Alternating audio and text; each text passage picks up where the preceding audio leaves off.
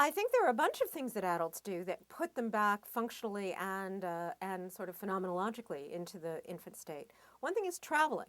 So going to a new place is an example of a situation in which you put yourself in the position of a baby. So if I go to Beijing for the first time, everything around me is brand new. Everything's different. I'm soaking up lots of information at once about everything going on, the doors and the tables and the way people look, and everything about the place is new. And I think what happens when you do that is that you actually gain consciousness. You can go around essentially, being the faculty meeting attending zombie for months and months and months, and then you go to Beijing and suddenly you're awake. So I think travel is one example. One of the things I say is I think. By the way, another example is caffeine. So caffeine actually seems to have some of the same kind of brain effects that I think are going on with the babies. So one of the things I say is you want to know what it's like to be a baby. It's like being in love for the first time in Paris after 4 double espressos. And boy, you are alive and conscious. Now, you also do wake up at 3 o'clock in the morning crying in that circumstance. So I think there's and you're likely to wake up at 3 o'clock in the morning crying when you go to Beijing for the first time.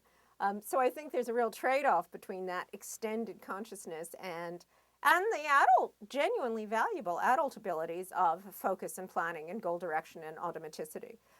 Certain kinds of meditation, actually, interestingly, what's sometimes called open awareness meditation, seem to do the same thing, where all forms of meditation are really ways of manipulating your attentional state, but some of them seem to have this same function of getting you out of the narrow planning focused track into just seeing what's going on around you.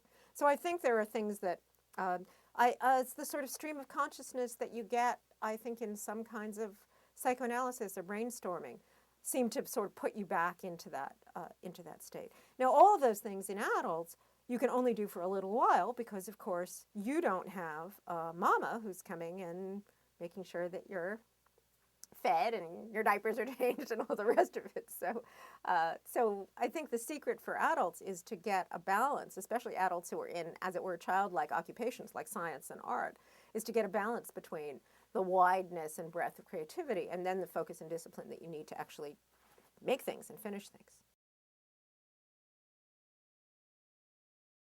It's always kind of embarrassing for me because I'm a cognitive scientist who studies learning, and then I get up and I lecture to my students. I do this medieval thing that literally dates from the time before there was printing, of getting up and giving my students a lecture. It's completely crazy.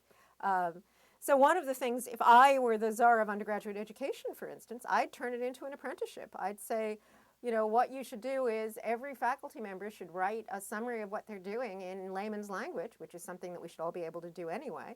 And essentially, the undergrads should have 5 research apprenticeship courses. They should just I'm going to pick 5 scholars who are doing something interesting, and I'm just going to hang out with them for, as they're doing whatever it is that they're doing, and be apprentices, do little bits and pieces that they think I'm capable of doing. And watch what they do. Find out, what's it like to be a historical scholar? How do you deal with archives? What's it like in a lab when you've got a 3-year-old you're trying to study? I think that would be a much better way of doing undergraduate education.